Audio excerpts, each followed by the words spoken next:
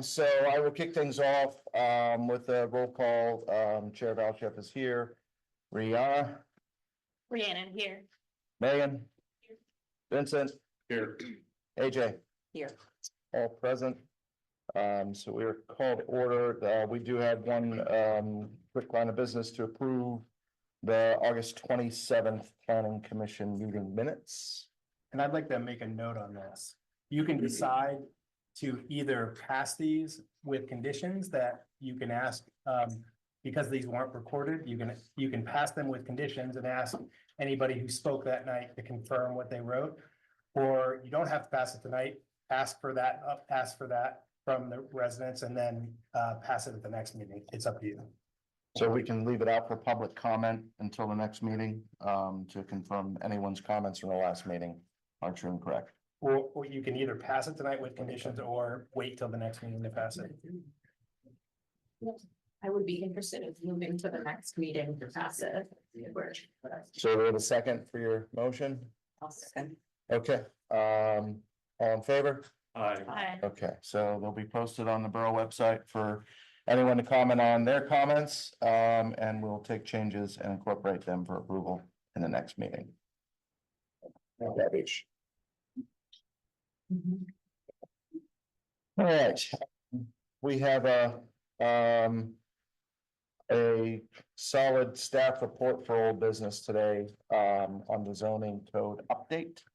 So with that in mind, anybody else have anything they wanted to say before we turn over to old business? We're gonna turn it over to Jim Price and Mike Tedesco to take us through a presentation of where we are with zoning and where we've come from.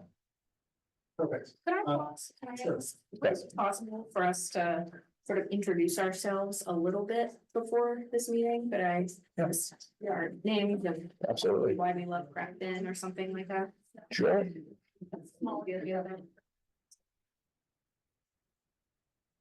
Also, my name is Megan Winters. I'm a newer resident of Crafton. I really chose to live here because I wanted the community of Crafton. And I'm excited to be on the planning commission newly.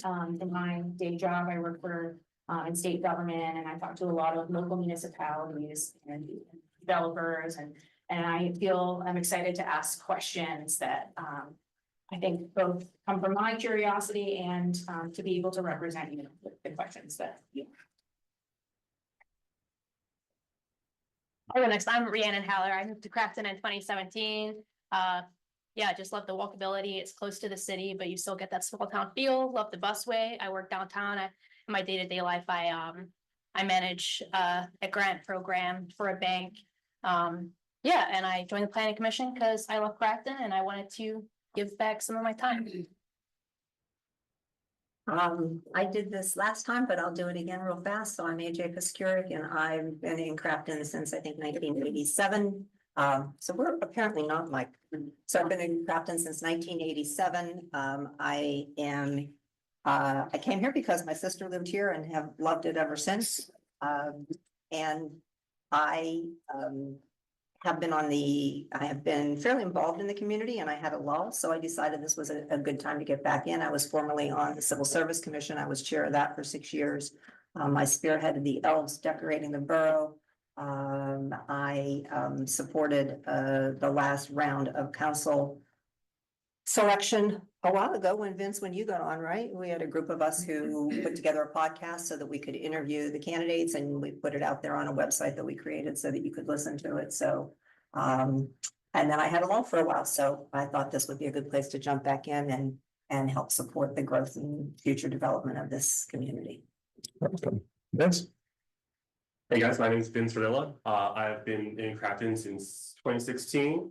I came here because of the old houses. I love the historic charm, the small community feel. I'm also on Borough Council. So you probably have seen me there. Yeah. Eric Valchef, I've lived here since 2004, so 20 years. How about that? I've been involved in council planning commission now for several years. The reason why I love Crafton is our sense of community. We are you know, we're a small town in Pittsburgh, which is a great big small town. There's a lot of great things to raise kids here. There's a lot of great things to that Crafton offers in terms of walkability, in terms of, you know, just having a safe and comfortable place to live. So I am on the planning commission with, you know, multiple points on an agenda that you've all seen, but I would say that the zoning is something that we want to absolutely get right. We want to get the voice of the public on, and we want to really get it as a tool for these gentlemen to implement, so we can implement further the vision that we had in Thrive some 7 years ago. So I'll turn that over now we motion to approve to delay the approval of the August minutes. They'll be posted on the public website, so anybody who has made a comment in the last meeting, we did capture that out of the notes and the things as best as possible, but this is an opportunity for you to weigh in on your comments. We'll get those incorporated and then formally approved in the next meeting next month. So with that, we're going to turn things over to Jim and to Mike to give us an update on where we are with the zoning and where we've come from. Well, I'll kick things off. Good evening, everyone. My name is Mike Tedesco. I'm the Community and Economic Development Director for Crafton. Please. I started in April of this year. And one of the first things that Jim gave me to do, he handed me a 135-page draft zoning code, and he said, read this and suggest edits to it. So when I got here, the process had already produced a draft code. And now we're 5 months later and we're still talking about the draft of the code. So the purpose of this presentation is to talk about where we've been, the process to date, the changes to the draft code, and what it looks like into the future, that if and when council approves the code, what does it look like the day after? And then we'll also discuss the big topics and frequently asked questions that we hear as recurring themes associated with the code. So just diving in head first. The current code that's posted on our website, and it's been posted to Facebook. These are the revisions from the previous draft. So what we did is we removed all mention of ADUs. It's been scoured from the code. There are no more ADUs within the draft zoning code. We also removed all mention of boarding houses. So that has been scoured from the code as well. We needed to update the map, and we have more revisions to the map to come. And then we removed townhomes from the neighborhood residential area as a permitted or conditional use. So those are the revisions. And then Jim's going to talk about process. Yeah, so I'll talk about where we came from to get here. And you know, these are what you're seeing on the screen is what has happened so far.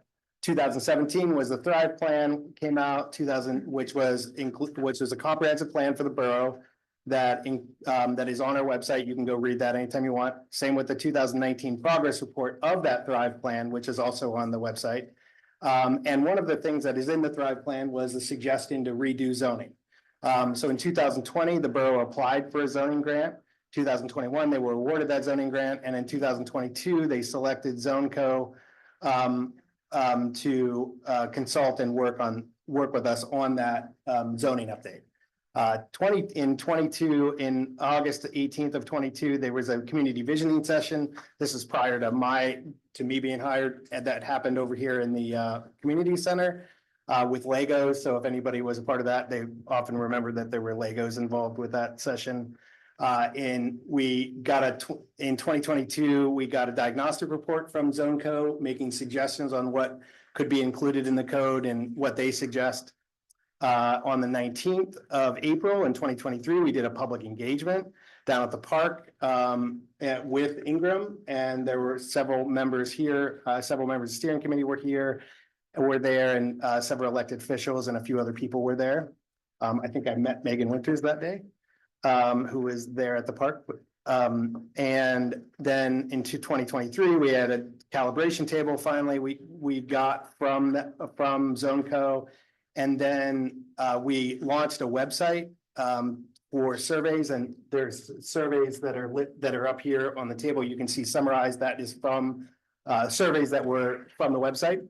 And then we went through a whole series of steering committee meetings in August, October, November, and January of that year that led to a public engagement this year.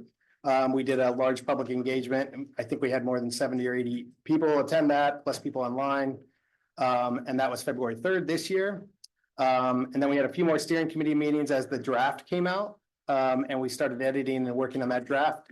And then we are now in the process of bringing that draft to you, to the public. So on the 23rd, there was a planning commission meeting where the public were at, and that was the first time it was discussed as a draft at that meeting.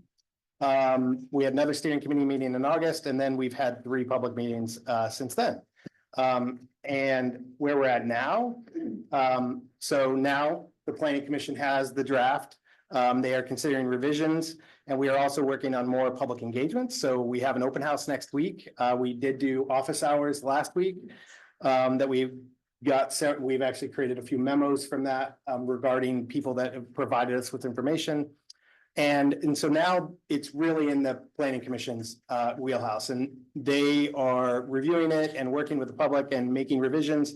And once they decide, which they could decide tonight, they could decide next month or the month after, most likely, from what I've heard, they're not going to approve it tonight, but probably at a future planning commission meeting. Once the planning commission has approved it, then it goes to the county for a 45-day review.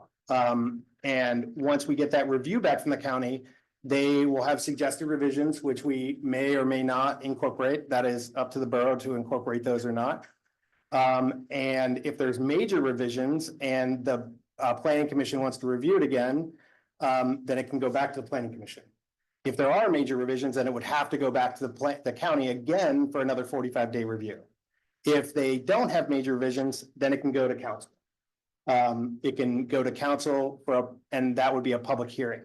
So the earliest this would be up for approval, a final approval is probably January or February at this point, where you would get council approval. So that's where we're at. That's where the process is right now. We're in this kind of circular process of revisions and planning commission approval and whatnot. And then I'll let you take it on where we go next. So there's a lot of questions about what happens the day after, if council were to approve the code, what happens to Crafton? And the very short answer is nothing. There is no immediate impact to Crafton upon approving this code. It is up to property owners to engage with the borough by submitting applications that fall under the purview of zoning for this code to take effect. It is a regulatory framework that we are already under. We already have a zoning code, and we're updating it to really to reflect modern practices and to hopefully improve the business environment within Crafton. And we're going to talk more about that in a moment. So there's some big themes that have emerged just from overall community conversations, and there's questions around these themes: business development, building height, and population. What does this code do for those 3 things in general from a broad perspective? So in terms of business development, I apologize for this very long and wordy slide. But like I said, my title is Community and Economic Development Director. I've spent 20 years in public sector economic development. And economic development for the public sector means an awful lot of things. What we have done since I came on in April is we started actively engaging with and building relationships with regional entities that help stimulate community investments. So that's the Airport Chamber of Commerce, the Southwest Regional Chamber of Commerce, Pittsburgh Rapid Transit, which is obviously very important for Crafton, their investments into the busway. The Southwest Planning Commission, which doles out more transportation money, so it's good to have relationships with them. And then administrators at the Commonwealth. It's good to have relationships with them because the Commonwealth hands out a lot of money to different boroughs throughout the state, obviously. And if you have a relationship with those administrators, then your odds go up that you may get some of that money. So for instance, we recently, 2 months ago, applied for a $3 million beautification grant for downtown, to beautify downtown. This is from the state, the Department of Community and Economic Development. We're building relationships with Crafton business owners. We'll begin discussing a community development corporation in due time. And then rebranding and marketing. You can see the new logo in the top left of all of these slides. This is rolling out this week. So we're hoping to build interest in developing underdeveloped and blighted properties, and we intend to launch a full website redesign in the coming months. Okay, so building heights. I know there's a lot of discussion out there about building height and a lot of speculation. So in the current code on the left, the SC district is a shopping center district. It's a shopping center. Right now, you can build an apartment building up to 100 feet high in the shopping center district. In the new code, it reduces it to 75 feet. You cannot build above 75 feet in the new code within the shopping center district. In C2, which is the historic commercial area, it is currently at 60 feet, and that has not changed. It will remain 60 feet within the new code. So those are the facts as far as building height goes. There's also a lot of discussion about population and what happens once this code is adopted. Is population going to explode? And the answer to that question is chances are no. But Jim and I wanted to share the slide to show what population trends are for the borough of Crafton since peak population in 1960, which was the highest recorded population for Crafton. As you can see, it's at just south of 8,500 people. And 63 years later, down to 2023, we're just south of 6,000 people. So we've lost roughly 2,500 people. We're going to talk more about population in just another slide or two. So there's only 4 or 5 slides left, and we want to get to some really frequently asked questions. There's a lot of basic questions about what zoning can and can't do. So I hate to do this, but I'm going to read both sides. So what zoning can do is it controls where different types of land uses may occur. It sets the rules for specific land uses. It sets standards for density, height, lot size, and setbacks. And it requires certain amenities and some design standards. What zoning cannot do, the right side of the slide is the most important part. It cannot completely ban any category or use. It cannot stop future growth. It cannot compel existing buildings to meet new standards. It cannot discriminate, nor can it force anyone to redevelop a site. So those are the can and can't do's of zoning. Okay, so the next 3 or 4 slides are questions that we hear a lot. So how will the new zoning code impact established public services? And the answer is there is no immediate impact if this zoning code is adopted. Public services will remain the same.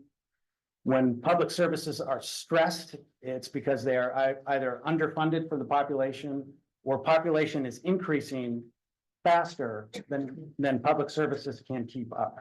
And we saw the population slide, and that's unlikely.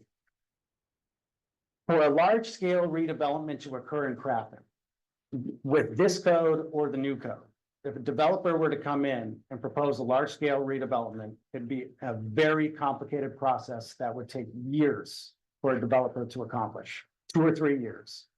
So there is a long runway and foresight. If we see more demand coming for public services, then we will have time to plan for that demand. Are there plans for low-income housing in Crafton? And the answer is no. The development community has not approached the borough wishing to construct any low-income housing, nor has the borough initiated or discussed any plans. There are no plans for low-income housing, additional low-income housing within Crafton. Are developers waiting for the new zoning code to be adopted to begin new development? And the answer is no. The development community has not approached the borough wishing to construct any project whatsoever. In fact, I've been here 5.5 months and no developers have knocked on my door asking for zoning applications of any kind. So we'll see, how that trend continues. Are there plans for more rental housing in Crafton?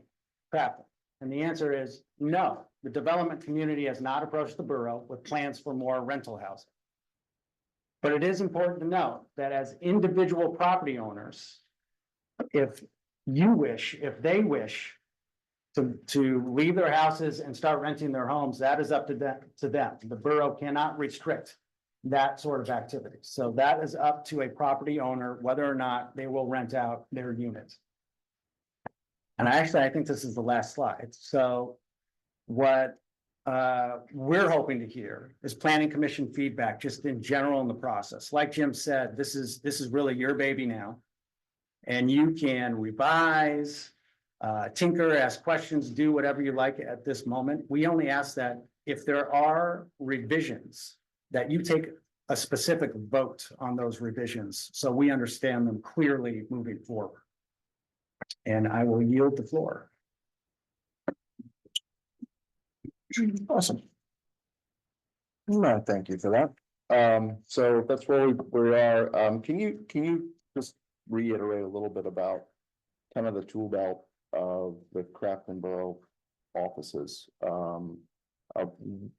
Zoning is one tool that we have. There are other levers and there are other things that are used that are not in zoning. Can you kind of give us a sense for how this fits into the different tools and the different sets of guidelines and things that you use on a daily basis? It sounds like a Jim question. Okay. Yes. Yep, I will take it. And I will actually reference this document because it asks the question, and I bring it up because this is one of the survey questions, and it said, how should local regulations change to enable the redevelopment? And I bring it up because many of the things, in fact, a good portion of the things in this list are not zoning related. So we have a lot of tools at our disposal to help improve things. So one is a rental inspection process, which we are actively in the process of updating. And that needs to be significantly improved, and we're aware of that. We can do enforcement of parking through the police department is an important tool that we have. We have the ability to we have a lot of other codes. The zoning code is chapter 225 of a large list of codes. So we have other codes, we have nuisance codes, we have noise pollution codes, and other things that can be imparted to help improve lives in the borough. That's general. And then we have multiple departments that are working on different things. We have an engineering department working on infrastructure improvements. We have the community and economic development looking at business improvements. And so that's a general summation of some of the tools that we have. There's several. I wasn't necessarily prepared for that question, but No, that's a great answer. So, and the floor is open for other discussion and questions before we move on. I would also like to hear a little bit about, kind of how this does fit again on that same vein. So you mentioned we have a zoning code, already. And is it unusual for a municipality to adopt a new code? And if it's not, why? What are the conditions that lead up to the need to update that code? What does that look like? How long has it been? Why are we doing it? Why are we doing it now? What is it? that's a great question. So zoning codes have been around for about 100 years at this point. And they've gone through a lot of transitions. Initially, when they were designed, they were only to prevent pernicious uses from living next to housing. So you wouldn't want a pig farm next to a residential unit. But then it got much stricter over the years, and people tried to control exactly what was happening in their municipality, and they found that was also a problem because now you don't have the ability to grow and change over time. And so codes have been modernizing and changing periodically through that period, and they've gotten significantly better, and we're getting much better at understanding what a good community space looks like, and frankly, most zoning codes are going back to what existed before zoning codes existed in the first place, which was people build naturally in tight clusters, and then they start to spread out.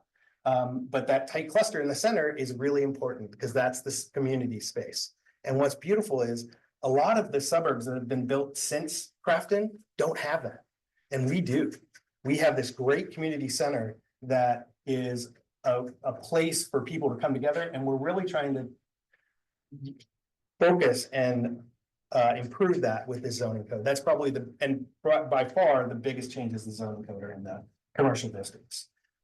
Really changing parking regulations and changing the size of the store that can be built. Right now, to build a store in the central business district right here, you have to have, I think it has to be 75 or 100 feet wide, which most of the stores that exist here now are not that wide. And that's because zoning codes over the years they've made mistakes, and we're in the process of trying to fix some of those mistakes. Yep. When was our last zoning code adopted? 2004, 2004, so 20 years. 20 years. Yep. So I just, to walk together a couple of pieces here then, so Thrive was established several years ago. Out of Thrive was a recommendation, we should probably readdress our zoning. Because it's inhibiting our ability to hit one of the big levers of the 3.5 plan. So by updating it, we have a vision informing the code that's being developed around those 3 points: blight, economic development, and walkability. Right? Correct. Okay.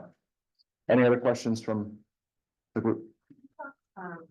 The Thrive plan, for the community meetings and the steering committee, and how long that had been, and how that process happened, and then how we got the front of us. I can go back to that slide on that. A second.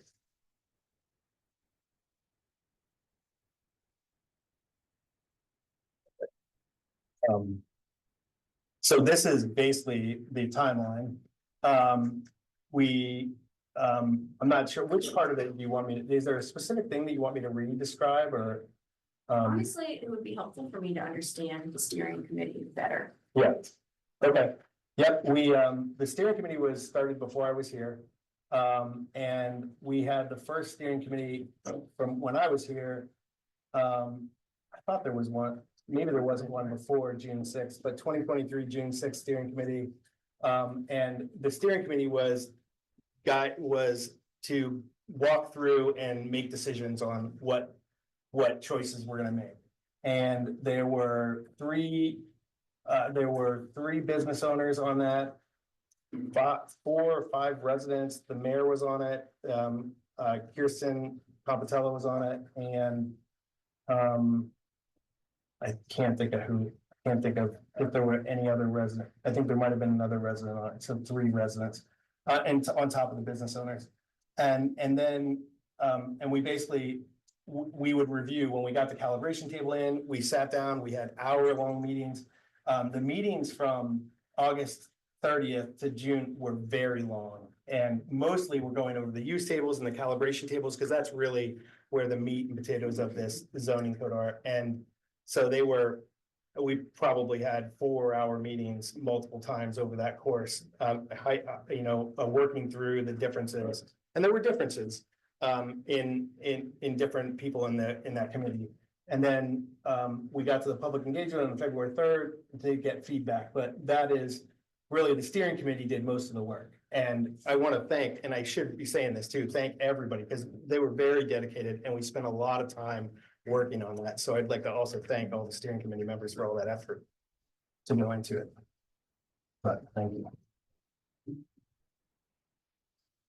Any other discussion? Yeah, so the zoning code does a good job of addressing, I think, what we're trying to do, which is modernizing the zoning code, which is kind of funny because by modernizing it, we're making it easier for people to maintain the character of Crafton. So, and I think that with all the public comment that we've received, the bulk of the issues have been addressed, which is great to see that we've been able to, address a lot of those comments. I think that the public process has been pretty solid. I've been involved in other zoning ordinance updates in other communities, and this is definitely one of the most intensive engagement engagement sessions that I've seen. I do have one comment/question. So when the zoning code, is this ultimately gonna be reviewed by an attorney, either the boroughs or the like when it goes to the county to make sure it's in compliance with federal fair housing regulations? Yes, it has Okay. already been reviewed once for Okay. that, and will be reviewed again before approved. Okay, Is that part of that 45-day window when it's at the county? No, that's the county reviewing it. We also, and they will have a legal review. We will also have another legal review. We've already had one, but since we made changes, we'll have another. I want to say that I'm really happy with the way that the public engagement has happened in the last month and a half or so. But prior to that, I want to just acknowledge that I don't feel like we put this code out in a way that was accessible to most people, myself included.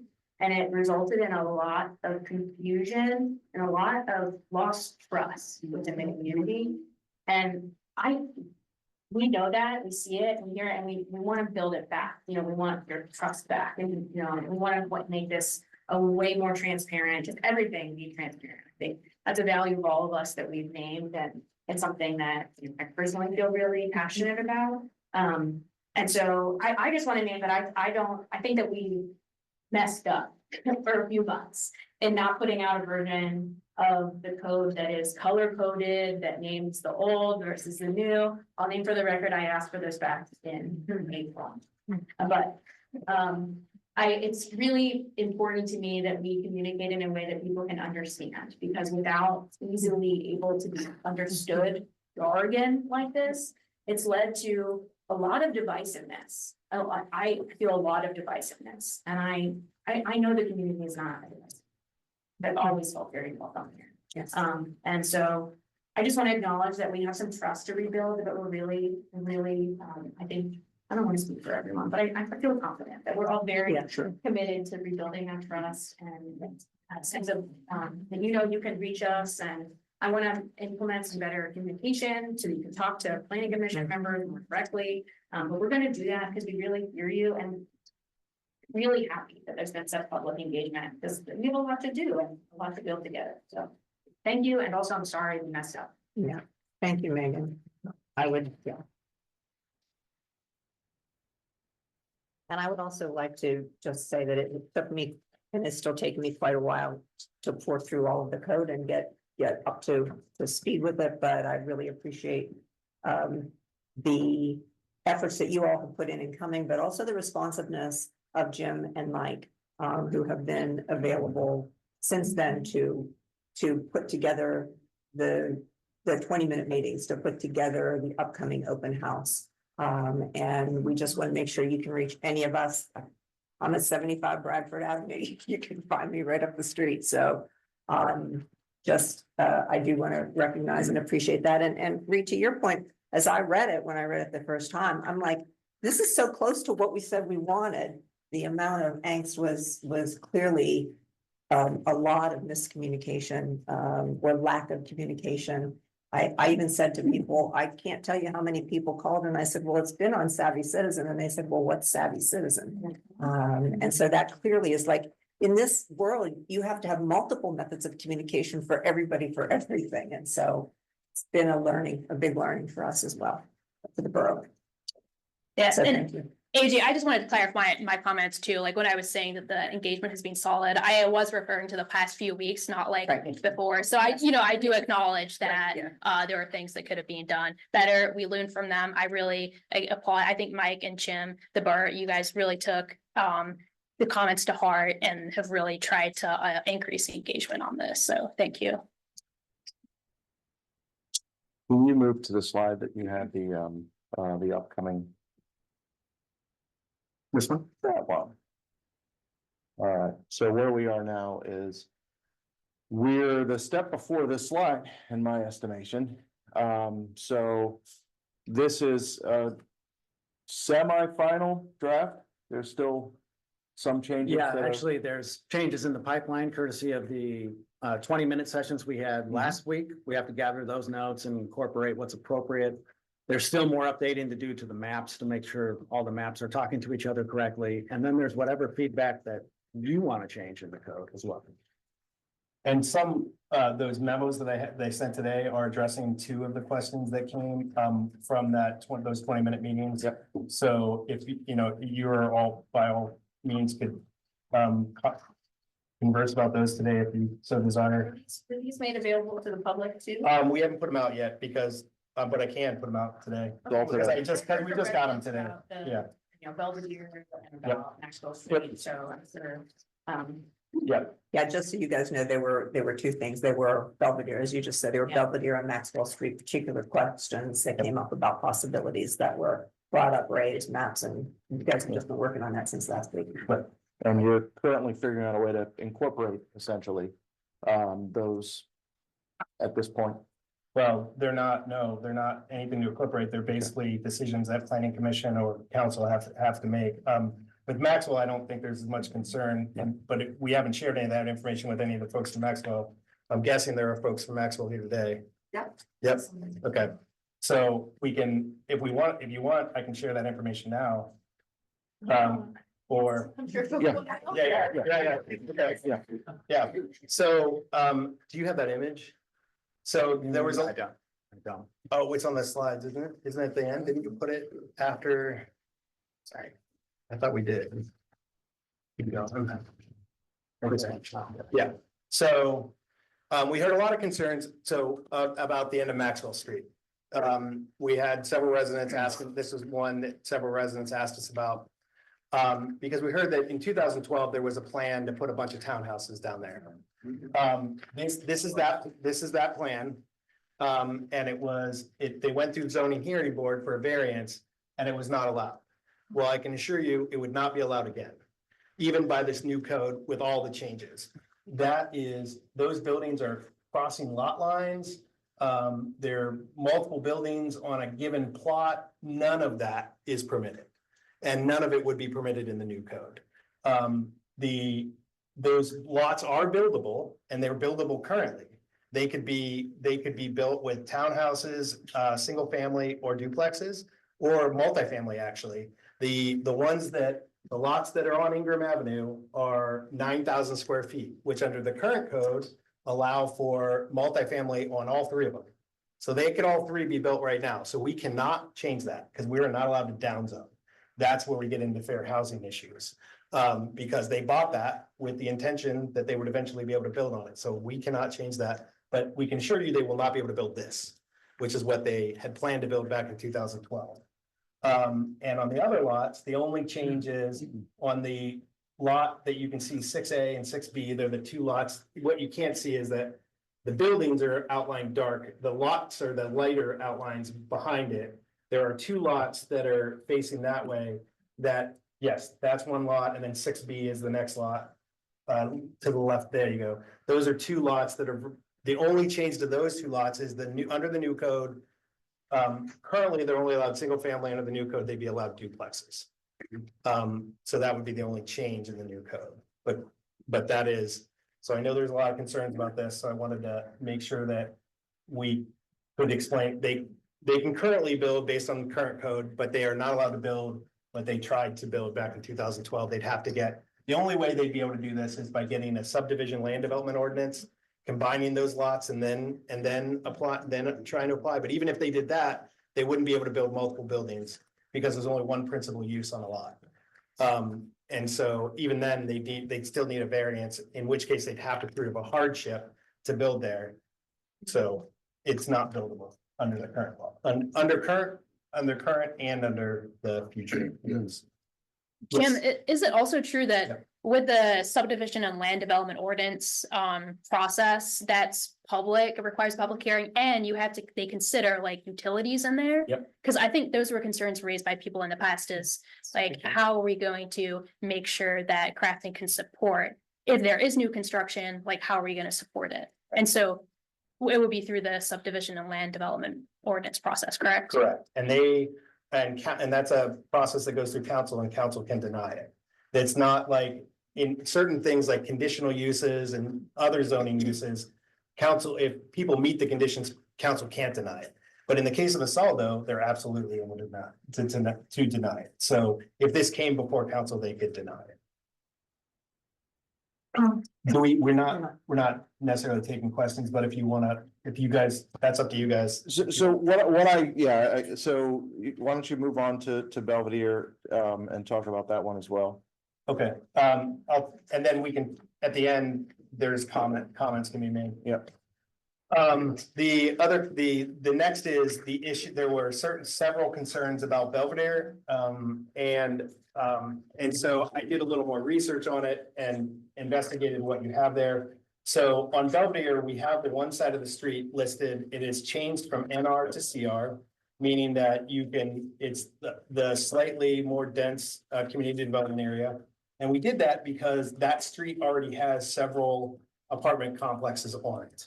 It has several apartment buildings down at the end towards Grinnell, and it has I think at least one, if not two, further up the street.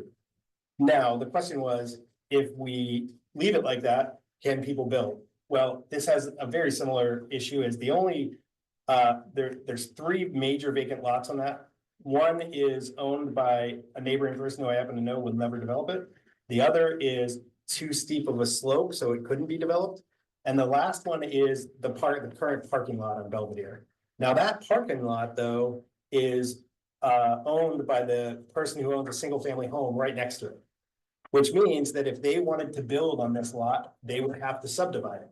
So they would also have to go through a public process that would be most likely denied by council, but council could choose, well, I shouldn't say that because I have no idea what the council will be at that time. So it would have to go through a council process. So the only way you could build on Belvedere, even with the CR, is if it would go through a public process to subdivide the one lot that is buildable, which is the parking lot. The other issue on that street is whether Belvedere, the church, is lit currently under the draft code. The way it is, we still have in there, and there was conversation about this, and I just want to, Rhiannon you had mentioned that you wanted to take this out, but we never did a motion, there was no vote. So I just want to be clear that this is still in the code, and if you decide to take it out, just have to go through the correct process to do that. But there's the ability to have conversion apartments in institutional buildings. And that would have to be the church that would decide to sell to someone that could do that. And then they would have to decide to do that.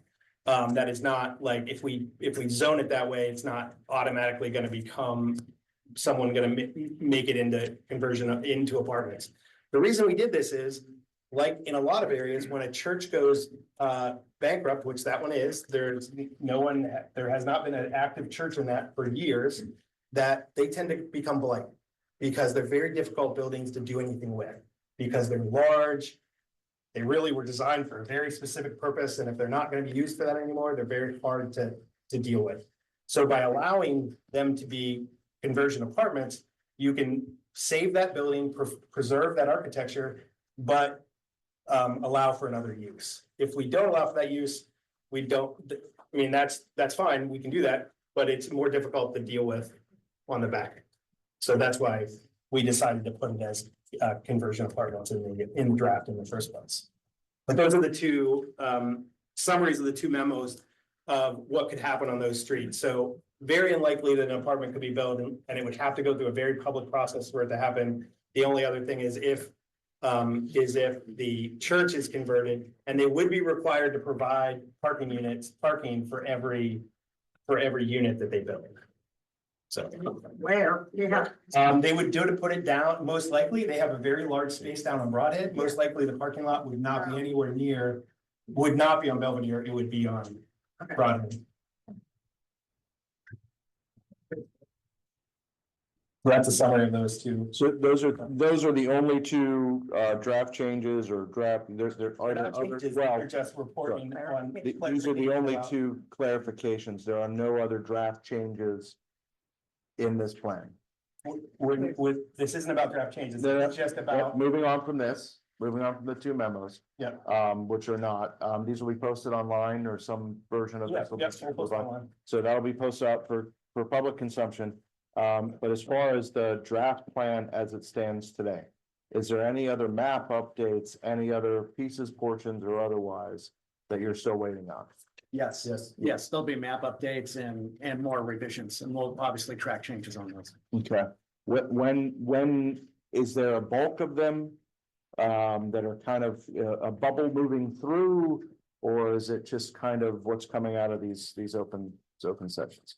Part of it's what's coming out of the open sessions. The map changes, is a third party doing it, and we were just able to complete that by this draft. And then there's some things that we want to talk to you about from community engagement. That's really up to you and not up to us. So we can have those conversations. And we have an open house next week, Next Thursday. Right. next Thursday. Yep. Yeah, so thanks for that, because that kind of maps then, Jim, to what you were saying about what our timeline would be. It is to include those things, get those accomplished, respond to the open house, the questions from last week, see what else, that'll give us a chance to give it one last look. And then from there, we'll go on and, I guess one of the things that seems to make sense, and we could use the structure of the planning commission meeting that's scheduled.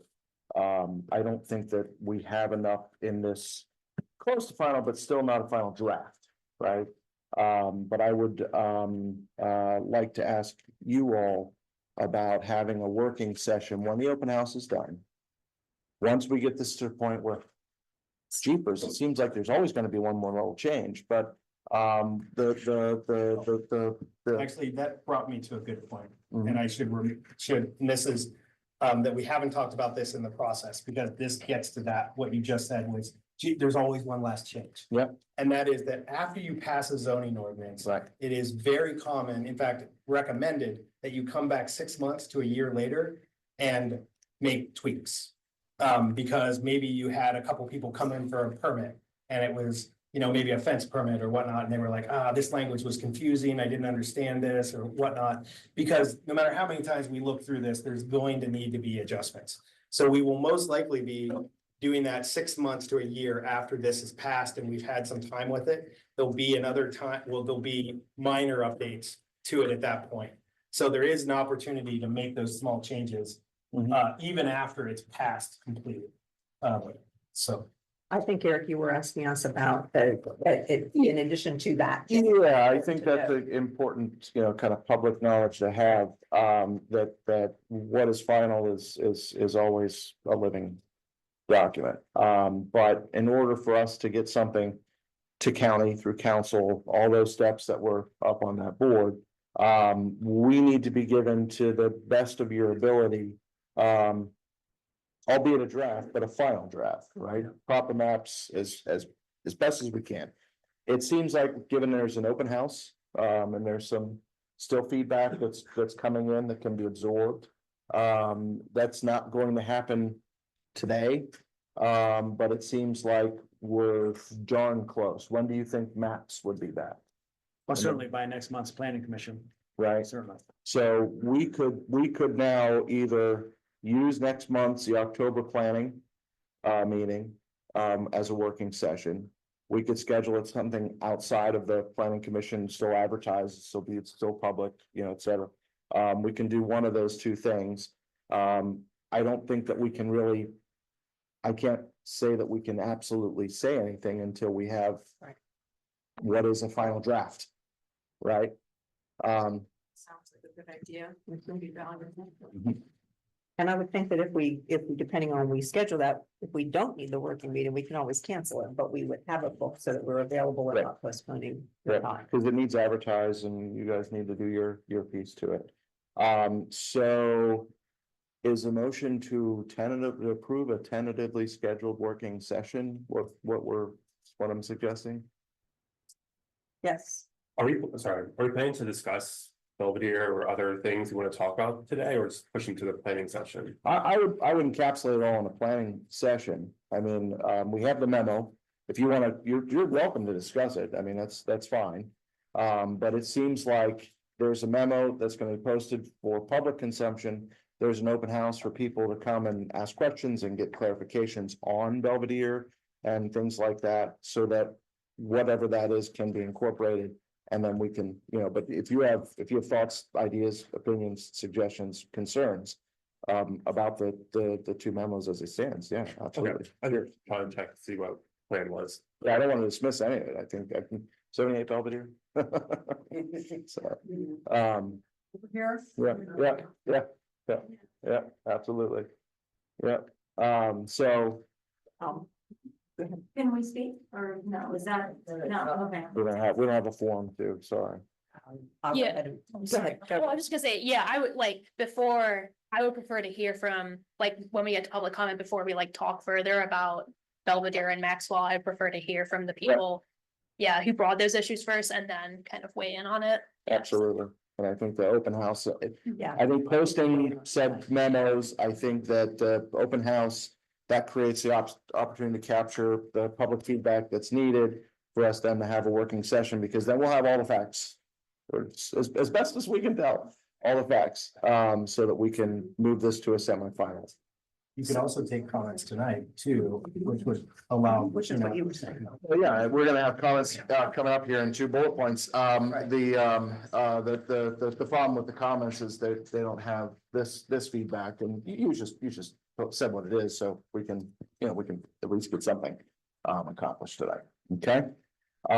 So do we? And in that I captured, we need a motion at some point about the conditional use for landmark buildings, et cetera. So there's lots of little things that we need to, I think a working session probably is going to be in our future. So go ahead. So I would make a motion that we have plan a working session. Yep. In the time frame of to be determined, by us tonight, I suppose, get it scheduled. Sometime between now. Sometime between now. Planning commission meeting. Correct. I'll second. After the open house and before the next planning commission meeting. Commission everything, give us an option. It's some of us are. I'll be there. Yeah. Yeah. Okay. Do we need to take a vote for that? All in favor? Well, we didn't have a second. Who wants to be the second? Second. Okay. Megan second. Then, oh, Yeah, wait, second. you did second, all right, okay. Aye. All right,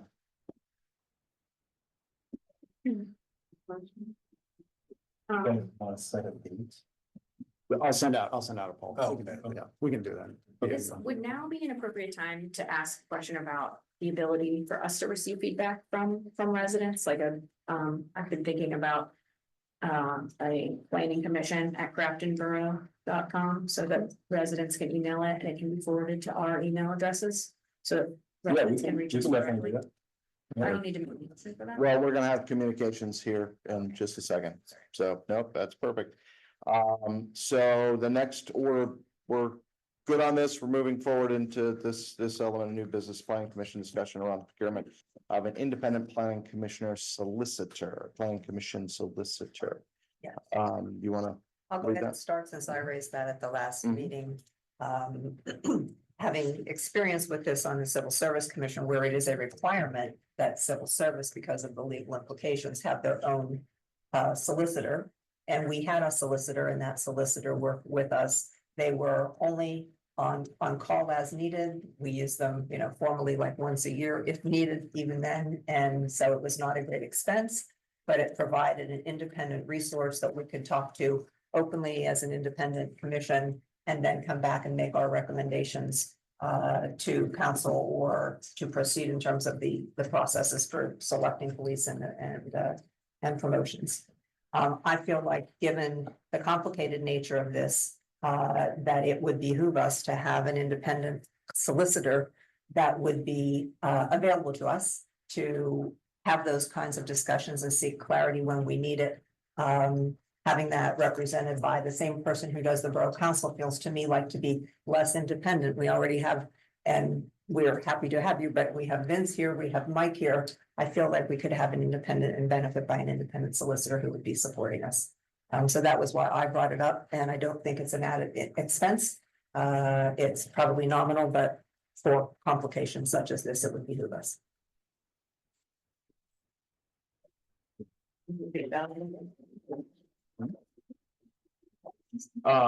can you, Jim, enlighten us on, just for the record, that is a possibility, that is something that is. Yeah, and we're not talking about budget, we're not talking about getting approval, we're talking about recommending a motion.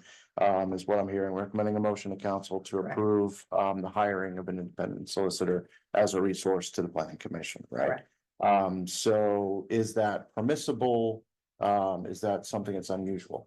It's not, I don't know how usual or unusual it is, but it is permissible, absolutely, and we could certainly, and with the budget that you will probably most likely spend, which is probably fairly low, in comparison to other responsibilities, we wouldn't even have to bid this, we would just have to call for quotes and get a solicitor, so if you have solicitors in mind, I will have to check with council, obviously, this is a budget item, but I'm sure it'll be approved. So now we comes time, we're allowed to do it, we checked, entertaining a motion. I'll make the motion that we have a independent solicitor. Second. Okay, all in favor? Aye. Aye. Yes. Okay. Any other comments on? Moving on. Okay, we have two items before public comments. This should be relatively easy. One is the quarterly newsletter, the periodical newsletter. The fall winter edition comes out at Christmas time. An update that will go out into your inboxes right now would be, well, in flight. Putting an update in there, just, we have new faces. AJ, I think, had a great idea. If you want to float it, Yes, so since it has been important for you to learn who we all are and for us to share with you who we all are, the recommendation that I would make is that for the quarterly newsletter, we feature the members of the planning commission. And that's the substantive thing we can do at this point, but I think it would behoove us to do so. So that was my recommendation. We can print the meetings of for next quarter's planning commissions and encourage people to attend. Perfect. okay, so my request then, is I started off with, and I will circulate this, Jim will circulate this, or Mike will. Planning Commission aims to pursue the ideals of the Crafton and comprehensive plan and further promote the preservation of local identity, contextual smart growth and community cohesion, right? That's what we had from years ago that we came out of the Thrive plan. Just leading with that and then introducing the new members, and then publishing the meeting schedule, and I'll link to the website. What I would ask of our new members is this was due on Monday. Yep. So by tomorrow, we have special permission where we can be late, but late is end of business tomorrow. So if you could send me a sentence about what you would like introducing yourself. Could I ask that it just be the whole planning commission? I mean, would it be useful for everyone to see, here is your planning Sure. commission versus just new members? Sure. Oh, yeah. Then I'll put a sentence in, and Vince, are you amenable to a sentence? So I need sentences hitting my inbox. No. Well, okay. Give us some parameters. Okay. So the newsletter, you guys know the newsletter, we don't have a ton of room, right? So putting in your CV is not gonna work, but give it a little introductory. We can, Yeah. it's a 16 game. Why we love- Yeah. Yeah, why we love Yeah. Crafton, I- something like that. Replace sentence as blurb, Blurb. okay? Blurb is good. Self blurb, okay? But tomorrow blurb. Okay, would it be possible for us to have that email address that I mentioned, the planning commission at craftonborough.com included in the newsletter, so that people can find a direct way to reach us? Yep. If you guys have preferred headshots or any images of yourselves that you would like, We can talk to Mike. yeah, we can do headshots.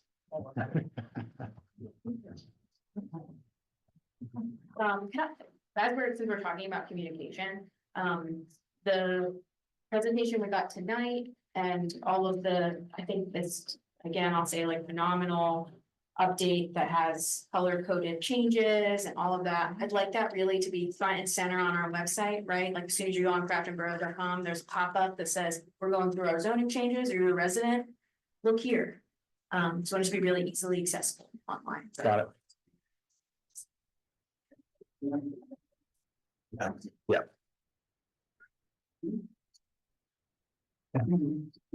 Okay. Other than that, so reacting to the newsletter, kind of spells out something that we've been trying to get at for a couple of months. Which is the idea of having some subcommittees. Committee organization, there's reasons why we can't all meet as a subcommittee for all of us. But what I want to do, is simply plant the seed to speculate for the next meeting as to what you think. I think that a really good idea would be communications, right? So that somebody is thinking about what the next newsletter is, so that whatever communications needs to happen, we can kind of coordinate that and not react, right? I don't think we're ever going to be in a position in the foreseeable future where the zoning is what it is and being in flight with so much as we are right now, but having a process in place is better than having a reaction to deal with. So communication could be one. Coming out of the park plan, I'll say that the dog park is something everybody has an interest in, so that could be one. But I'm just gonna challenge the group here, if you can kind of ideate for the next meeting, we can come up with some ideas. I don't think we have to solve it right now. What was pressing and what was hot was communications, and we're resolving. So we bought ourselves some time to come up with a proper list of, probably not 50, but a few committees that would make sense. Could you articulate a few additional ones? I've talked about environmental in the Yeah. past. Yeah. Thank you. Yeah, we explored the eco district mantra and realized that might be a false summit. But the idea of well, there's probably a lot of things. It's good feedback in the one handout about enhancing and utilizing our parks and trails and that kind of stuff that goes with the environment. And that's the plan I'm thinking of, the parks master plan. Thank you, that's helpful, I couldn't ideate without some stimulation. There's a starting point. Yes, none of these are official. We're just getting a starting point. Okay, so what is not on the agenda that you brought up in the presentation? I think it is something that has been on the agenda that we have formally tabled. But what I would like to do is formally enter it, and we will formally enter it into the agenda for the next non-working session meeting, the next usual business meeting that we have. And that is to talk a little bit about what is a community development corporation, what it isn't. I like the format that you use, what it is, what it isn't, right? So that we can better understand what it is and how it could be valuable to educate ourselves and the community at large as to what a CDC is. So there's no motion there. It's something that we have tabled. We didn't say that we tabled it for the next meeting, but I'm saying we will add it as an agenda item in our next meeting, our next normal business meeting, to take a deeper dive on so that you can be prepared. Okay, got it. That's another question about committees, I'm sorry. Are committees something that the public is able to be invited to? Or like, are those working meetings that, I know only 2 of us could be within each committee, but within those meetings, are we able to, like, is that something that we're able to invite, like, we could That's have up to members you. of the Yeah. public Yeah, to that's be up to part of, or, okay. Yeah. We just can't have a quorum. Right. Well, if you have public meetings, if you do invite the public and you follow sunshine laws, you can absolutely have. That's true too. Well, I meant like on the committee itself, Yeah. right? But could members of the public be put on the committee? Oh, yeah, that's up to you. Okay, Yep. interesting. Okay. With that, we have no other new business on the agenda. I did mention the CDC bullet point from the last meeting. Does anyone have anything else that was omitted or you wanted to discuss before we move to public comment? I do have one thing. We, at the last couple of meetings, in the meeting that we took the vote on the DCED multimodal grant, 3 million. We talked about, and there was feedback from the public about traffic calming along Route 60. And we talked about that being a state road, that being a little complicated, and so I just wanna put that, PennDOT multimodal applications are open until November, and I would like the borough to think about applying for one of those PennDOT grants or considering, I know that obviously there's a cost there, but to look into it for traffic calming along Route 60. Do you want to consider a motion? Because I'm happy to second it. As that council, yeah, the council, but we recommend that council explores Okay. the multimodal, yeah. To urge council to explore a PennDOT multimodal grant for traffic calming along Route 60. Second, This is the Steuben side of Route 60. Right, we talked about around the ice cream shop, trying to slow those down for safety along that intersection, and I don't know how far it could get, but. Just exploring, I know that there is a potential match and we're going for a few things, but. Got it. Yeah, we have to do any moves. I think we'll have to vote. You have to vote, yes. Mr. Chairman, there's 3 questions on Zoom. I'm sorry. I'm not a typist. I'm sorry. So, That's all right, we got. okay, and that takes us to the end of this. So we need to vote, everyone in favor? It's unanimous, so we are unanimous on the motion to council. Okay, so that takes us to public comment. I'll catch up on my. Real quick. Yep. It is budget season, so we're starting to build the 2025 budget. Is there anything that the commission wants to see done next year? The next few months are our time to make the recommendations. I know dog park has been. Dog park, what a great idea. Dog park has been floated around. I know we've talked in past months about Brick Street preservation. So if these are things you want to focus on, now's the time to make those recommendations for council to put those in the budget for next year. I think for every We do council workshop meeting as a every workshop. Yeah. And Thursday. I'm sorry. And just so you know, dog park and Brick Street restoration are both currently in the decision page for council members already, so. Those are. Those are 2 examples. Is there anything else? Right.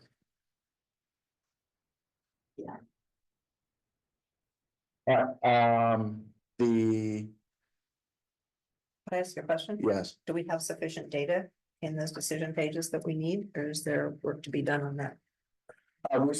We have some data, but we are still waiting for a few estimates. What is it? What, I'm not sure. That was my question. Yeah, we still have some estimates coming in, but it's pretty developed at this point. And people have added, just like this conversation, if you decide to add something, then that would have to be, I've got to figure out, research how much that would cost, where we go, that kind of stuff, but yeah. Just wondering, we're in the process, what it meant that it was in the decision pages. Yeah, so the way I design the budget process is, you don't go through line item, because there's 500 line items, and most of it is paper clips and, it's healthcare. Yeah, it's what are the actual decisions? And what are the, discretionary funds essentially, and that's what the decision page is, the discretionary loss items. Thank you. all right then, anything else? And we will address outside of this, we lost our slot for November. Yes. So we will figure out when our November meeting is, but that will be advertised and planned in advance. So, Yeah, and if you could get me that by the end of the week. that would be yeah, great. if everyone would respond to the email, you respond to the 19th is okay. I'll respond as well. If everyone can agree to that, we can get that published. Please check your schedules and send me the email about your blurb. With that in mind, we're going to turn to public comment. There's no other business on the table. Only Crafton residents, property owners, or business owners may comment in this forum. Comments are limited to 3 minutes. Please refrain from personal attacks or obscene language. If I may, Mr. Chairman, address the 4 questions. They're rapid fire on Zoom. I think that that's a great idea. Okay, Rich asks, define short-term rentals.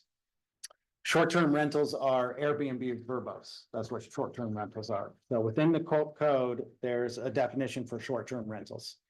And then he follows up with, I noticed that under community residential. In the community residential district, transient housing, short-term rentals is still under conditional use. That is correct. So right now, in the draft code. It requires a conditional use permit to establish an Airbnb within the neighborhood residential and the community residential. So that is presently in the draft code. Some of the feedback that we heard from the 20-minute conversations was a lot of concern about parking on the streets. So this is an item for planning commission to discuss whether or not Airbnbs, verbos should be allowed within the residential neighborhoods as a use. And let me clarify for planning commission, what is currently in the code is it is permitted by right in the 2 business districts. And we have had active full house Airbnbs since I've started in those districts. In the CR, in the 2 neighborhood districts, the way it is written, it's a conditional use. It's only allowed to be used 25% of the year or less. And no more than 6 people are allowed to use, no more than 6 guests at one given time. And it has to be a building that is where the proprietor or where the owner of the building lives. And that's the conditions, but it could be removed from either, well, we do, because it's a new use, it is highly recommended that we leave it in at least one place so that so it's in the code and that we are allowed to regulate it. If we don't have it in the code at all, then it makes it difficult. So we could leave it in the 2 business districts and not have it in any of the neighborhood districts and we'd be fine. But It's important to know in the current code, it's unregulated. right. So we have no mechanism to regulate Airbnbs right now. Although we don't, we go after them when they're in residential districts, right now, full house residential, because we're able to say that is not in the zoning code and that PA Supreme Court has approved that. We have been going after several of them. We had to make some changes. We were slowed down because of some legal changes, but we are still actively going after them when they're not allowed. Can you discuss how they're being regulated? Like, how are we making sure they aren't going above the 25%? How you would see that you could go on their page, there, and you could see when they're listed. So it'd be fairly easy to see, because when you go on to Airbnb or Vrbo or anything, I can see when they're available. So I'll know how often they're renting them. Based on that is the way they've been doing it. It's the way we've been checking up on them right Okay. now. I know for rentals, there is parking requirements. Is there any parking requirement for these? Not the way they're written now. There is no additional parking requirement. All right. I was gonna bring this up today, but I was gonna wait till the working meeting. I do think we need to look into that, at the very least, put on some parking requirements for these. Because if you have up to 6 adults, that's the potential for 6 cars on a street, which is pretty bad, so. And it is not unusual, having rented to only allow 2 cars. Or whatever it is, so. Right. Can the owners do any sort of attestation that they don't rent it out more than 25% of the year? I think I hear looking at Airbnb, but I'm just like, once they approve it, they could just list it and there's no. Well, they're not abiding by the permit, so then you Yeah. could give them a citation at that point. Right. That's the only way to do it. It's not easy. It's not easy to regulate. I mean, it's not easy to manage. Right. So do we have more questions? Yes. This next one's easy. It's from Steve. Can an apartment complex be built in the shopping center, which is zoned as MU under this draft? And the answer is yes. And the caveat, it's not really a caveat, but an apartment complex can be built in the shopping center right now under the current zoning code. So that doesn't change. The biggest change is that they're supposed to have first floor transparencies and make it look Right. more like It's supposed to shopping. match. It's Yeah. supposed to match, yeah. It's supposed to look more like a shopping district. So there's no way to encourage that to happen in the current. In the current code, No, to make it look, they could build, but they would not be, they would not have what you just described in terms of. right, they don't have to match any of the context of what's there now. Okay. And then one last quick question, Megan, this is for you. Stephen asked, can you repeat the statement on Steuben Street and PennDOT? Oh, sure. A couple meetings ago, when we took the vote, for the borough to request a $3 million grant through the Department of Community and Economic Development's Multimodal Transportation Fund. The state has two multimodal transportation funds, one's through Community and Economic Development and the other is through PennDOT. And so when we went through the 3 million for the DCED one, that was for some wayfinding along Noble, and you can see that in our minutes from, if you haven't seen it. But in that conversation, when we took that vote, we heard from the public, from members of the planning commission, how we'd like to see traffic calming along Route 60, you know, near the shopping plaza, near the ice cream shop, because of fear of, you know, when you're hanging out there, people fly down. And it was brought up that because that's a state road, it makes it a little tricky. And so I named in that meeting that we should seek out a PennDOT multimodal grant and work with PennDOT for traffic calming.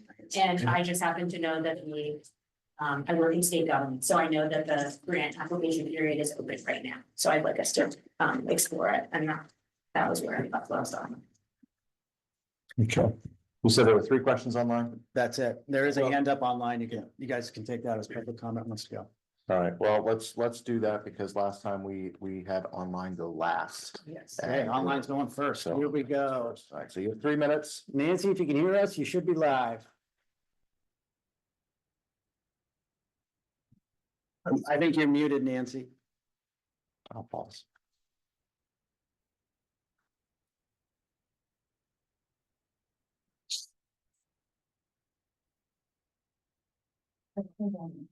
Well, shoot.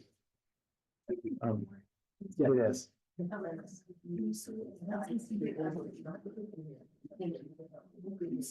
Well, we can come back to Nancy. Okay. Moving to in person, top of the list, we have Carla Palella, 43 Crafton. Welcome, Carla. She might come on, right? Let's call her around if she wants to raise her hand. I have a question concerning the zoning document. On page 4, it reads, all existing buildings or structures at the time of the adoption of this code shall be deemed to be legal, non-conforming buildings and structures, and shall comply with all provisions of this code from that date forward. I would like clarity as to what that means, because to me, not being a lawyer and not being able to completely understand verbiage of legalese, I want to understand what non-conforming means, and does that, hopefully that means that my building is okay to remain as is, but it's confusing when you put shall comply with all provisions for this code. Also, I have questions concerning, does this rezoning give local government eminent domain over our properties? Could any property be deemed a nuisance or extinguished by means of the eminent domain? Will local government restrict use of any properties in this community? For example, I mean, by halting any projects that we have planned. 4th, the steering committee, you mentioned about that. I would like to know the minutes, or is there anywhere those minutes can be found? And lastly, the setbacks were decreased. Can you explain the reasoning behind this and why they would be smaller as compared to where they are now?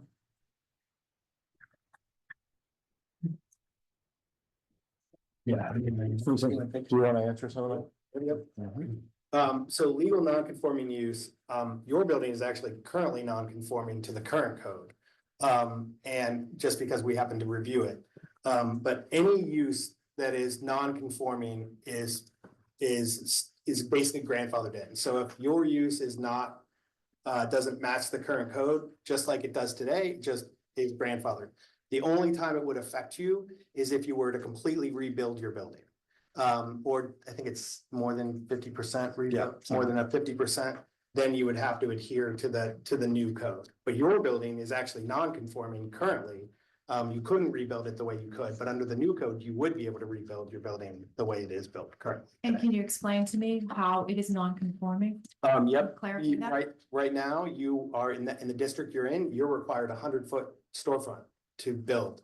And you're required 2.5 parking spaces per every, for your, or no, what's that?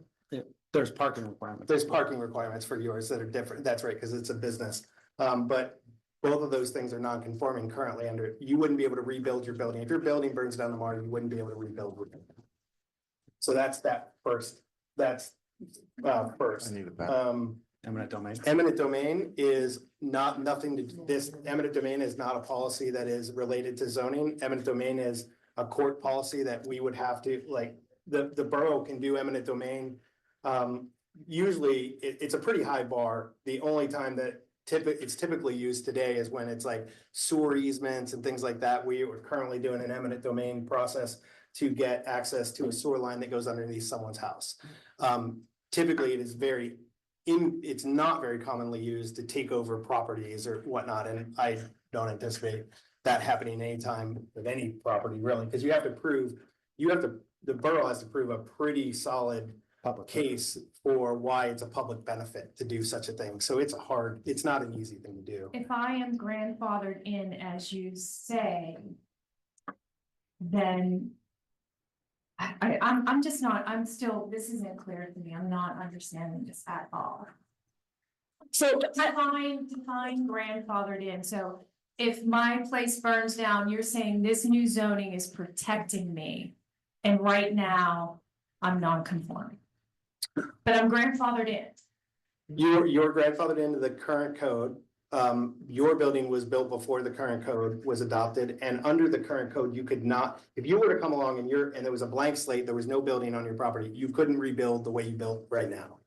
The new code, it makes it much more likely that you'll be able to build, I don't know if it's exactly the same, but that you'd be able to build the same building where you are right now. So that's what I mean by grandfathered in. Codes, in fact, everybody was grandfathered in because zoning codes didn't exist when most of the properties in this borough were built. So there's lots of variations from that code. I don't feel like I'm explaining it very well. yeah, no, I mean, basically, like, you can do like anything you want to the inside of your, like, right now, like, not talking about the zoning code changes. It just meant that if you wanted to, yeah, like, demolish your building and then build a new one, you would have to comply with what's in the zoning code right now. It means that right now, it's non-conforming. That just means that it doesn't meet the current requirements, but no one's gonna stop you from doing what you're currently doing with the property. And you can make any changes to the inside of your property. It just comes into play if it burned down, you have to comply with whatever the new rules are. Right. And yeah, I think like probably pretty much every house in Crafton is non-conforming. Like my house, if I wanted to do build anything, I wouldn't be able to do it because it's non-conforming.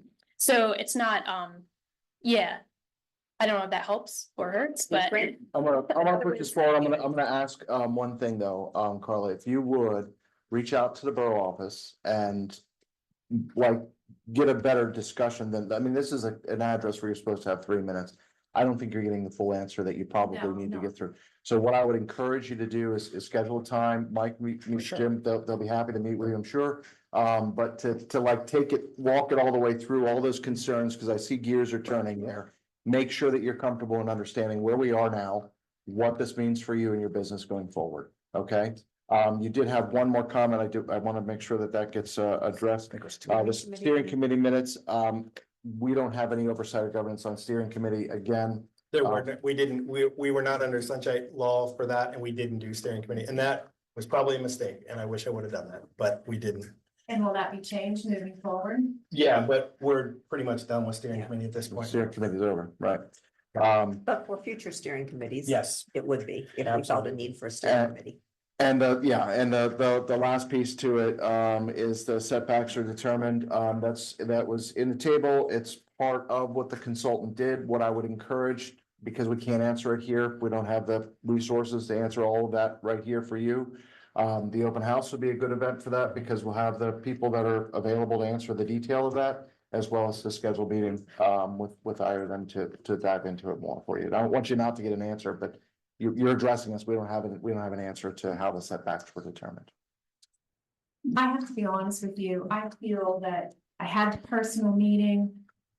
I've been to the other meetings, I'm here tonight, I feel like I have more questions now than what I've ever had before when I first came into it, and I came into this blind.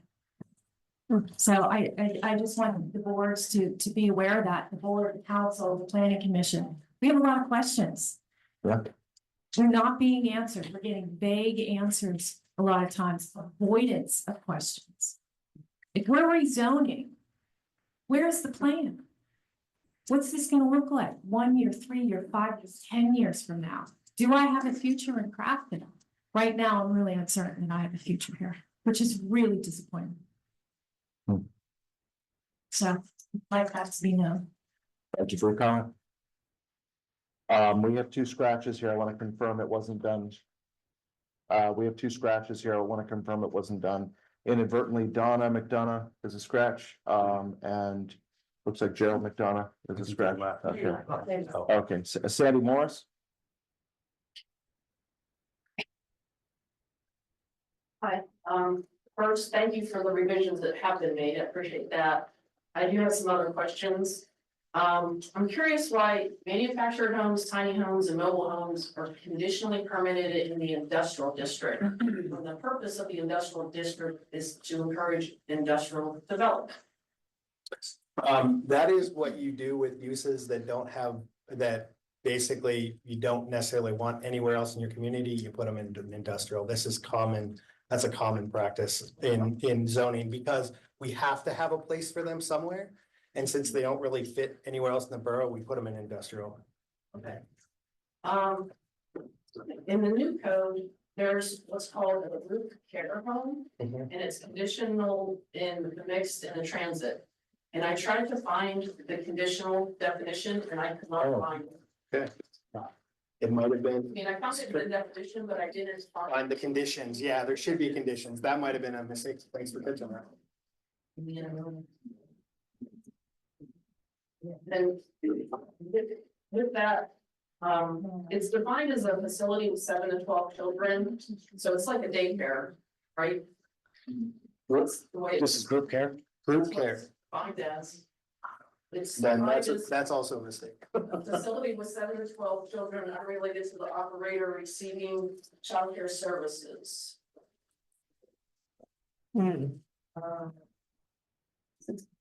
That's fine. Yeah, this seems like a mistake. Yeah, like a typo. that might be an edit. Let us, we'll dig that up. Do you know what page it's on since you're looking at? I think it was on 113. Or, yeah. So what is the group care home? Yeah, that is great. It's typically, I mean, this is not the exact definition, but it's typically some kind of home that's like a single family dwelling where like unrelated people live in the community. And I'll note that the Federal Fair Housing Act, like you need to allow that, so, and you cannot put it in an industrial district or else you get sued, so, yeah, That's a good catch. And it has to have, and I think, yeah, I don't know how that definition got messed up, but it also, I think in the definition, or maybe in the conditions, it has an attendant there, like they have nurses or supervisory people always on staff. Always at the location, yeah. Thanks, good catch. Well, back to daycare homes, 7 to 12. Those are in the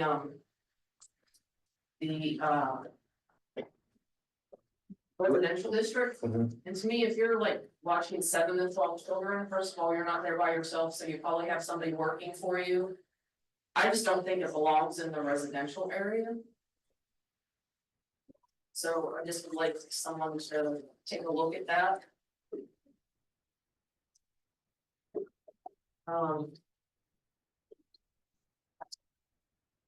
of my other things is that in the multifamily and the transit. Oh, in the transit district, the maximum height says 60 feet, but there's no stories listed. All the other ones have stories. Yeah. it has a minimum of 2, but there's no maximum, so would that be like a maximum of 4? Five-ish. Probably around 5. So list the stories is what we're hearing. Yeah, This- I mean, all the other ones have the stories and Yep. height, so. Yeah, that, I would think we'd have that. Yep. Just one other thing, in the mixed use in the transit. There's like no maximum density. And kind of concerned about that. And there's also no side setback. So if you're, there's still homes in those districts. So someone could build like smack up against your property line. I mean, is there a way to say if you're next to a residential home, that's different than if you're on East Crafton Avenue in your business and your buildings are smacked up against each other? Because I would think even with, as a homeowner, one, I wouldn't want somebody building right on my property line, but also, I guess another concern would be, public safety. Does the fire department look at all this stuff too and say, hey?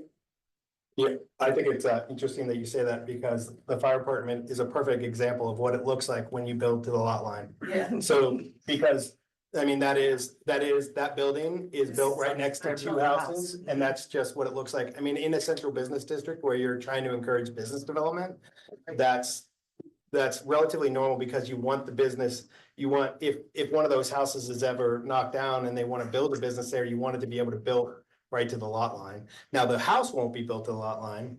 But that's a question. I don't know that we can legislate, and this would be a question for Steve for the planning commission to address, but I would have to find out whether we could even do it. If you can have a zoning code that is based on who your neighbor is. So I don't know if that's permitted or not. I'm just thinking of the people that like live on Division Street that don't have. Yeah. Commercial buildings next to them, but possibly could someday, that Yeah. are gonna build it right up, they have no. Yeah. Space. Yeah. That's all I have. We know. Thank you very much. Thank you. Next we have M. I don't know who that is, so we're gonna move forward. We have Pete Fulton on Maxwell Street. Pete? Going once. Mr. Mangan? Megan, yeah. I went to high school with a Mangan, I'm sorry. I know. So thank you all very much, James Megan, 96 Sterrett Street. The new slogan for Crafton is a path for everyone. I think that's fantastic, but I think maintenance is a very important kind of idea to keep in mind here. We're going to be able to maintain that path for the people who are presently here. So I would, advise that we consider, or we continue to stay away from ADUs, townhomes, conversion apartments, things like that. With regards to Airbnbs, I know, so I've, come across this personally, is that they're able to rent out and kind of like go outside of like the app, so it's not really traceable. So there's a lot of kind of wiggle room with that. We don't want policing or citations to be the backbone to our zoning code. We want a good, clean zoning code that everyone can see and say, these are our rules. Everything kind of goes behind this. My word would be absentee landlords, kind of changing our next slogan to a path for fast cash. So that's it.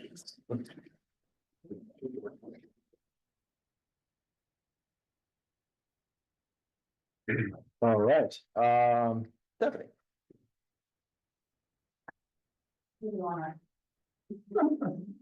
Hi, all, I'm Stephanie Mangan, also at 96 Sterrett Street.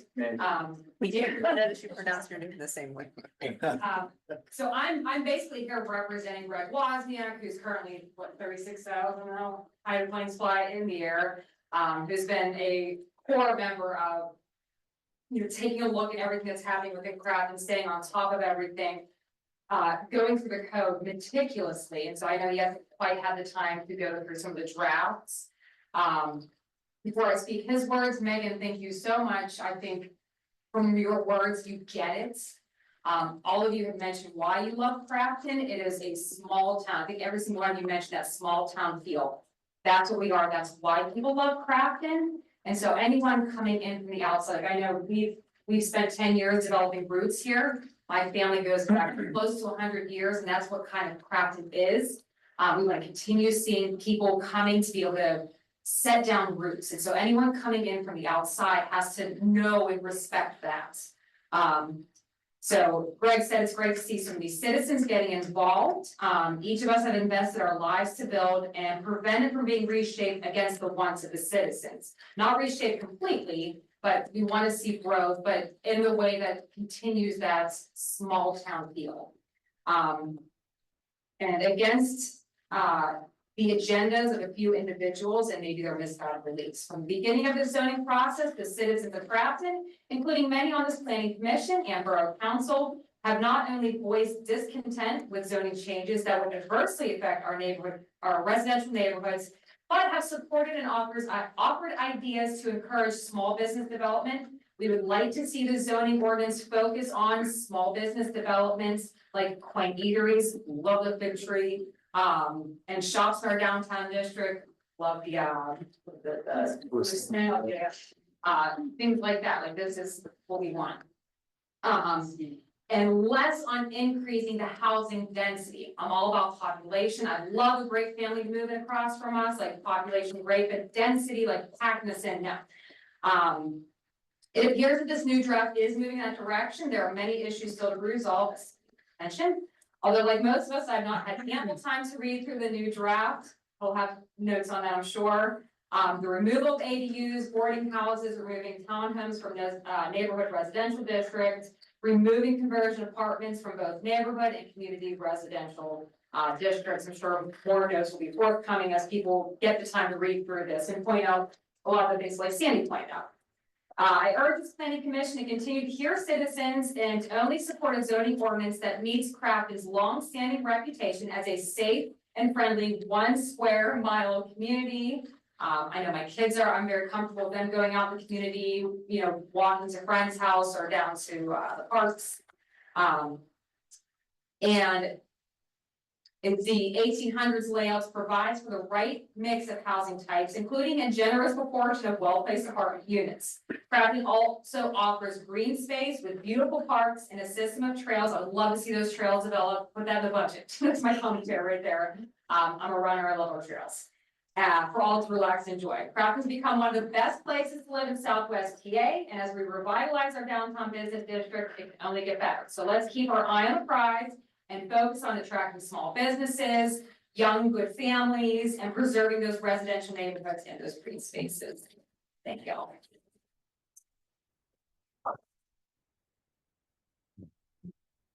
We'll probably put an update on the trail, RP, for the next meeting. I have Nicole on Grandview. Not if you have anyone else on there. No. So one more after this. So thank you for letting me talk. 184 South Grandview, Nicole Kervin. I've been speaking with members of our community. A lot of people are concerned about this rezoning plan for 2 reasons. One is population density and the other is transparency. It's not a foregone conclusion that density will not increase, as there are many factors involved. Increasing population density through residential rezoning is not a panacea that can't guarantee we'll get income generating residents who can be taxed. Plenty of high population density areas struggle, and there are lower density areas that thrive. We need to understand why that is. Think about a mix of businesses, competition in nearby areas, and so on. We're concerned about the negative impacts of increased density, infrastructure strain on roads, utilities, and schools, impacts on quality of life related to traffic, parking, and noise, and changing the character of a community we love, not to mention the potential for decreased property values, which ultimately affects income to the borough. We need to slow this process down and get some impact studies and real projections. Look at examples of successful suburban business districts like Carmel, Indiana, Westfield, Massachusetts, with their dining districts, Dublin, Ohio, and Roswell, Georgia. And please do listen to us as we have the most to lose. People in this room, please raise your hand if you are confident that an increase in population density will solve the problems this borough faces. Second, we need to be respectful and transparent. I don't like to see concerns about impacts being downplayed. I don't like to hear that people have to do their own research only to find much larger impacts than were presented here. That doesn't inspire trust. Those of you who don't live here, please respect those of us who do. We will be dealing with the consequences of these decisions for years to come, well after property owners die and change their minds. So I would like to see drafts being made available a week or more before meetings with detailed lists of the edits. I would like to see public Q&As happening before things may be approved and before one-to-ones are held. And I would like to see residents getting clear answers to their questions about why things kept showing up that were voted out. If there is urgency, please explain why. Please continue to treat this as an opportunity to honor the requests of the residents you're impacting. And just to say thank you all for the work that you do. I really appreciate hearing that you are saying that you're interested in transparency and listening to us. Thank you.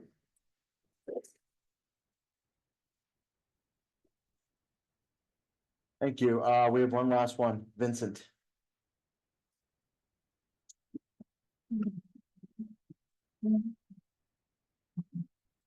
Good evening, everybody. My name is Vincent Rowe. I live on 9 Harrison Street. I'm professor of music at the Franciscan University of Steubenville, and I work for the Catholic Diocese of Pittsburgh. So, a lot of what I'm going to say is going to be echoing what has been already said. So, Carla Palua said, "What's it going to look like?" Which is kind of resonating in my mind right now. And so I offer probably a rudimentary reading of about 50 or 60 pages of the memo as far as I could get through this. So the memo on the zoning proposed states several times the importance of preserving the character and the look and the neighborhood qualities of Crafton. Said it multiple times. And I therefore extrapolate 3 points from the proposal to demonstrate why I remain skeptical given the information I'm reading in relation to those promises. First, the new proposal reduces the minimum dimensions from dwellings in the neighborhood and community residential districts. Maybe I'm reading this incorrectly. For example, unit dimensions within the existing code have a minimum lot area of 5,000 square feet and a 50-foot width of a home or a unit, while the new one reduces each of these statistics by 20%, respectively. Second, the new zoning code also reduces the minimum square footage of floor dwelling areas in the neighborhood and community residential districts. Article 225-127 of the existing code has a minimum of 1,800 square feet for an S district dwelling and 1,200 square feet for R1 and R2 district dwellings. The new ones are down to 600. Staggering 50 to 66%. And then third, when you compound this to what has been said before, is that there are no maximum density restrictions slated for the transit-oriented district. Now, this suggests to me that the zoning code wants to stop developers from including residential several or how many units, residential units, above or among business structures. So it goes back to what's it all going to look like. This is a minute sampling of proposed rezoning measures. And for those of us who have expressed anxiety over this, the code portends an unreasonable and unsustainable surge in population density to rent and rental to ownership ratio. We are already well above the Pittsburgh city average in terms of 41, 43%, right? When we hit 50%, we're in trouble. With rezoning and reshaping of this magnitude, I'm convinced Crafton will preserve its character and instead will be overflooded and fundamentally altered. The questions burning in my mind are, how many people do you ultimately want to live in Crafton, and will you be listening to the people who already do live here? If you are unwilling to articulate the end game, then you really won't earn back our trust. Thank you.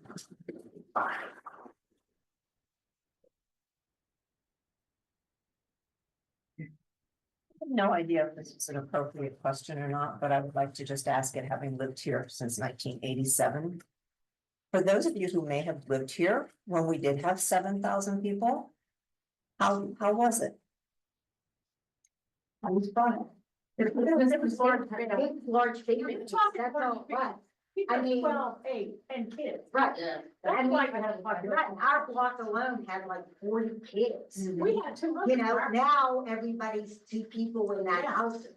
2 and 1 child or 2 child. Yeah, The families were large. right. The population was because of, because of the. Yeah, I mean, come on, it's 1960, you were babies over there. Yeah.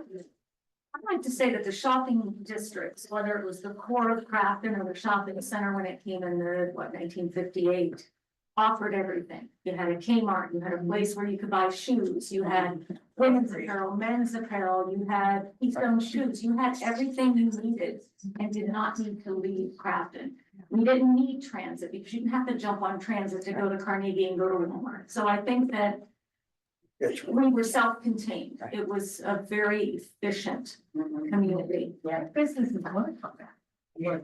And I think that that is one thing that is a struggle. I'll just say that is that to attract businesses in a decreasing population is very, very difficult. So on the one hand, we want businesses to come in, and I wholeheartedly agree.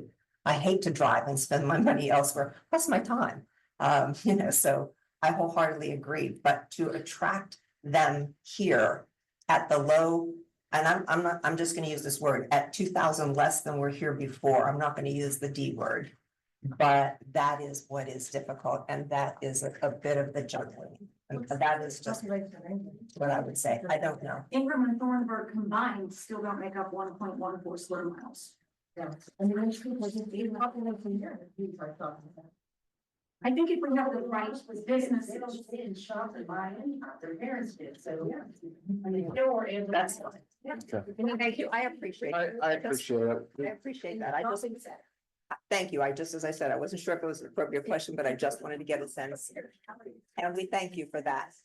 I'm gonna turn it back over to the. Yeah, I appreciate it. So we had several opportunities for public comment tonight. We do our best to try and I'm capture. sorry, can we have attention to the chair? Thank you.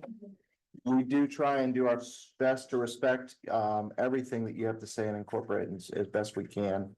And hopefully tonight as a bit of a reset of where we are, where we've come from, and the fairly long road that's still ahead to get this to get this really the best representation of what we want for our community is still quite a bit of work. So I'm going to remind everyone, please continue to participate.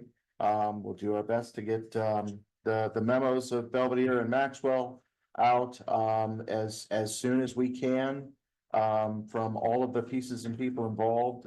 Drafts are available. Nobody wants to see a more complete document than me. I can assure you that, Ripley, you and I. But the reality is, I appreciate the concern. We are making progress in a way that represents us all. And with that, I will I'll entertain a motion to adjourn. Second. Second, all in favor? Bye.